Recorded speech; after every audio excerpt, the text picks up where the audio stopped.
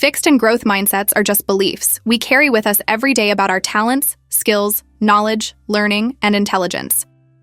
You might be wondering, do our beliefs really have that much power? Yes, they do. Think about religious, cultural, or traditional beliefs. They can shape entire societies and even cause conflicts. The idea of fixed and growth mindsets was introduced by Dr. Carol Dweck, a professor at Stanford University, in her best-selling book, Mindset: Changing the Way You Think to Fulfill Your Potential.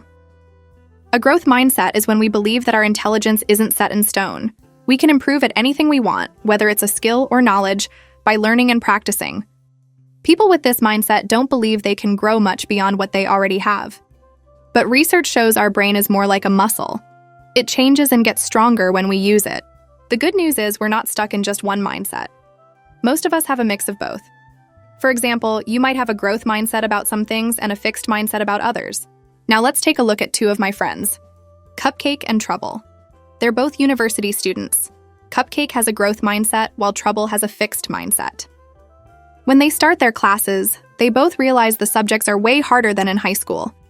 Some classes are so tough that they barely understand what the professor is teaching. Cupcake, with her growth mindset, sees every challenge, even bad midterm or pop quiz scores, as a chance to learn and grow. Sure, she gets upset, but she doesn't stop there. She believes that by learning new methods, strategies, and asking for help, she can improve her grades, especially for the final exams. This experience gives her new knowledge and perspectives. When she faces problems or doesn't understand something, she asks a teacher or a friend for help.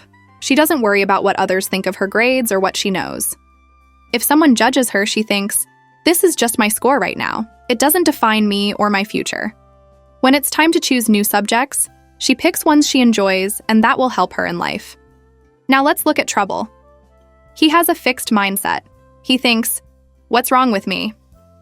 I used to be smart, but now I'm struggling. My grades are low and I don't understand anything in class." He's sure he'll fail his final exams and believes smart kids don't struggle like he does. He even considers lying about his grades or blaming others for his low scores. But deep down, he knows he can't do that forever.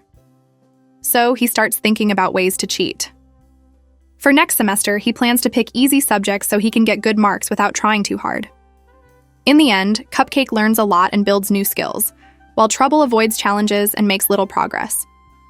These two different mindsets lead to very different outcomes, both in school and in life. That wraps up our video on fixed and growth mindsets at a personal level. But if you're curious about how these mindsets affect entire communities, stick around. We'll explore how they can shape schools, workplaces, and even society as a whole. Let's think about an environment where most people have a fixed mindset. This could be a workplace, school, home, anywhere. In these places, there's no room to grow or learn from mistakes. If you don't get something right on the first try, or even if you try really hard but fail, people might think you're not smart. Taking risks and failing, even when it teaches you valuable lessons, often leads to serious consequences from both the administration and your peers. People in fixed mindset environments often believe that if you're smart, you don't make mistakes. Because of this belief, they tend to surround themselves with people who praise them, while pushing away anyone who gives feedback, whether it's good or bad. This narrows their world, and they lose touch with what's really going on around them. This attitude, always trying to seem superior and obsessed with success, can make the environment toxic. It can lead to more corruption, bullying, abuse, and people growing distant from one another. It also fails to create a safe space for most of us. But things are completely different when we consider an environment that values a growth mindset. In this kind of place, we have the luxury to grow and improve. People here show empathy toward one another and have a much greater sense of trust. Instead of fearing mistakes, they see them as learning opportunities. This creates a supportive atmosphere where everyone feels safe to take risks, try new things, and learn from their experiences. Now you might wonder, how can I become more growth-minded? According to Dr. Carol Dweck's book Mindset, there's a simple 4-step process. First, accept that we all have both mindsets, growth and fixed.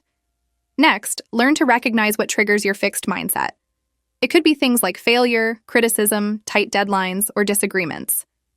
After that, reflect on how you react when your fixed mindset gets triggered.